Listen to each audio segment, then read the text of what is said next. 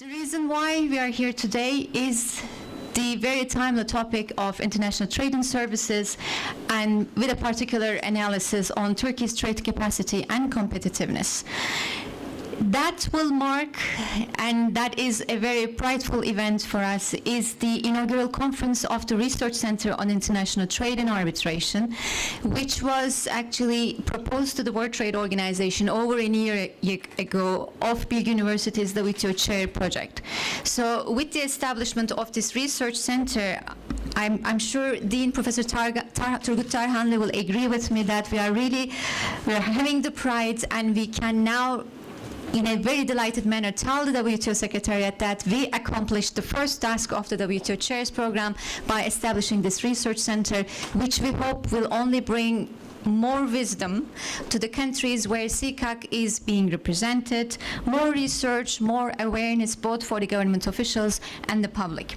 Esteemed guests and colleagues, ladies and gentlemen, let me welcome you all in Istanbul, Bilgi University, on the occasion of the inaugural event organized by newly established Bilgi Research Center on International Trade and Arbitration.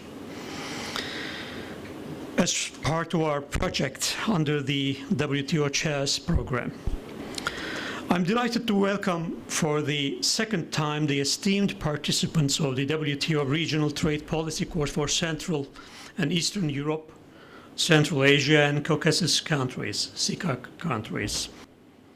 Many countries now allow foreign investment in newly privatized and competitive markets for key infrastructure services, such as energy, telecommunications, construction, and transport. Dean Tarhanlı mentioned, and I'm sure the other speakers will also mention, the word competition. Competitiveness is pretty important because you're not the only actor in the market which is supposed to deal with those elements. What the World Trade Organization is doing in terms of services, what may be the challenges or opportunities which are arising, why there was a need in the first place to regulate services under the World Trade Organization? Because services is a complex area. It's not just because it is new, but also because of the diversity of policy issues and regulatory issues that involve both the development in the economy, but also the welfare of the society. The establishment of the WTO has redefined historically what we mean by international trade. Because international trade has always been looked at and considered as merchandise trade. But once you include services, what we're talking about actually is investment. And under the GATS and the WTO, trade in services is investment, and investment is trade. I think with this, I would like to give the floor to Ms. Kamer Karakurum Özdemir to tell us about this report, this famous report, and how the World Bank sees this issue. Thank you. Thank you very much, Pınar Hanım. It's a pleasure to be back here. This is my second time visiting this beautiful campus. We finalized the report last year, and it was a study of about a year and a half. Now, the request was made by the European Commission, particularly, more specifically, the DG Enlargement, and it there are various reasons why an assessment was needed.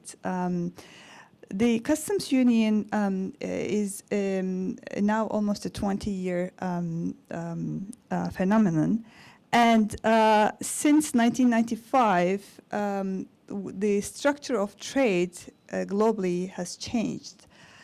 As Mr. Mamdouh mentioned, Doha round did not really take off as expected.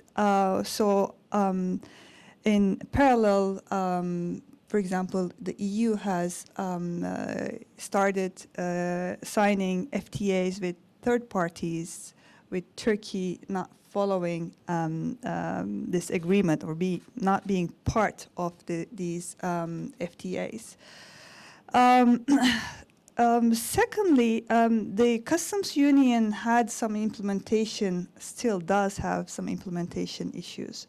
Now, both sides have raised different problems with the implementation of the customs union, the EU side and the Turkey side.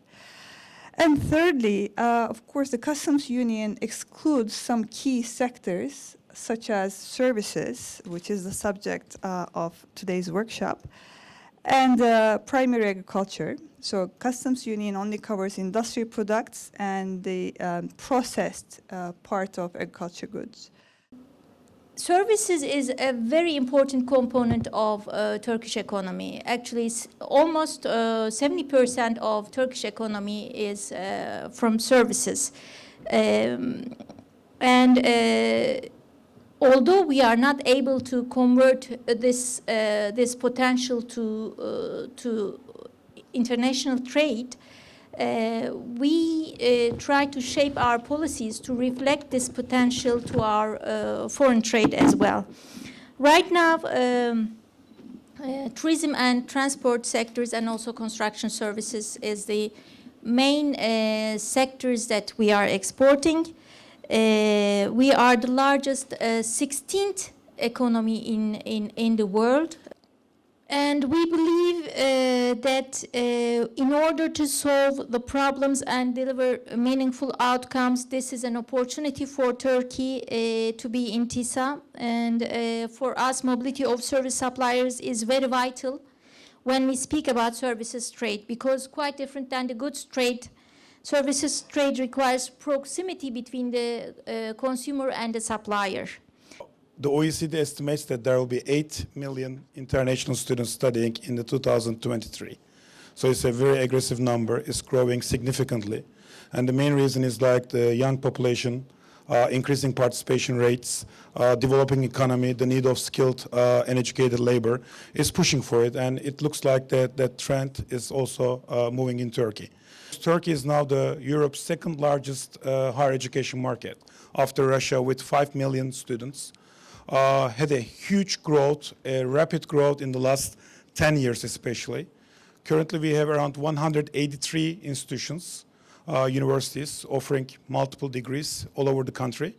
But when you look at that, you still see that the system, and it will be very parallel to my colleagues, the co-panelists' critics about the system, is still managed in a very centralized, in a very restrictive way. Currently, the Turkish higher education institutions are regulated by one constitutional agency called YÖK, the Council of Higher Education.